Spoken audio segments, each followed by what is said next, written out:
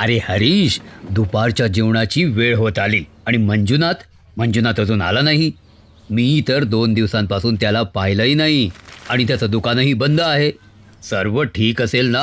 हो रे, मी सुद्धा हाच विचार करत होतो. कुठेही जाताना तो आपल्याला नेहमी सांगूनच जातो नाही का. आता तर जेवणाची वेळ झाली, मी थोडा वेळ दुकान बंद करतो. आपण त्याच्या घरी जाऊन बघू काय झालंय.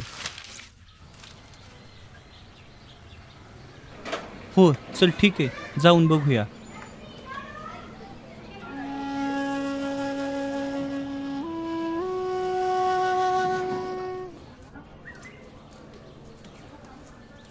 गेले 2 दिवस कुठं गेला होतास?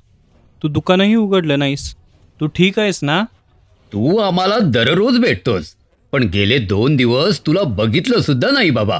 आम्ही तुझ्याशी बोलत आहोत आणि तू गप्प आहेस. घरी सर्व ठीक आहे ना? तसं काही नाही. मला एन्जिओग्राफी करायची होती, त्यामुळे मी हॉस्पिटलमध्ये गेलो होतो, इतकंच. काय? तुझं ऑपरेशन झालं? काय झालं तुला? तू ठीक आहेस ना? तुझ्यासोबत असं का झालं? ते सुद्धा तुझ्यासारख्या चांगल्या मित्रासोबत. हे हे अजिबात चांगलं नाही झालं. थांबा, तुमच्यावर आकाश कोसळल्यासारखे वागू नका. एन्जिओग्राफी हे काही ऑपरेशन नाही, ही एक प्रकारची चाचणी आहे, खूप सोपी, आणि यासाठी खूप कमी वेळ लागतो. 3 दिवसांपूर्वी माझ्या छातीत दुखू लागले. माझी बायको सुद्धा घाबरली आणि मला तपासणीसाठी हॉस्पिटलमध्ये घेऊन गेली. तेव्हा डॉक्टरांनी सांगितले की माझी एन्जिओग्राफी करावी लागेल. ऐका, तुम्हाला माहीत आहे का की एन्जिओग्राफी म्हणजे काय? यात मांडीच्या रक्तवाहिनीतून लवचिक पातळ ट्यूब घालतात आणि ते हृदयात पोहोचेपर्यंत आत ढकलतात. काही वेळा ट्यूब हातातूनही घालतात.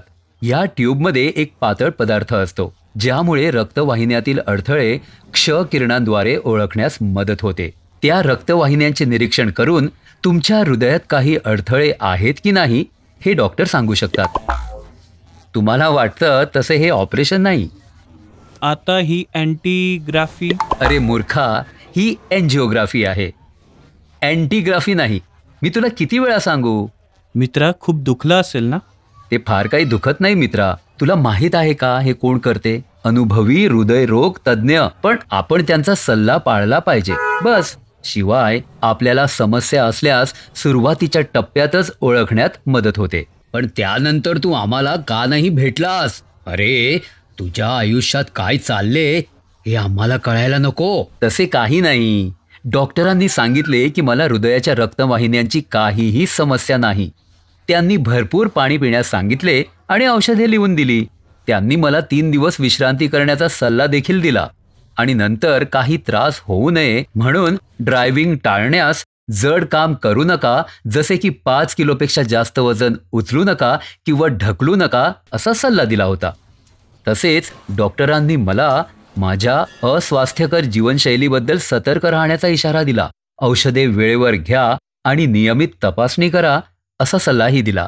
आणि तुम्हाला माहीत आहे का, मला शौच करताना पण खूप दाब नाही द्यायचा आहे. हो, थोडे कठीण आहे. ठीक आहे मित्रा, आम्हाला तुला जास्त त्रास नाही द्यायचा आहे.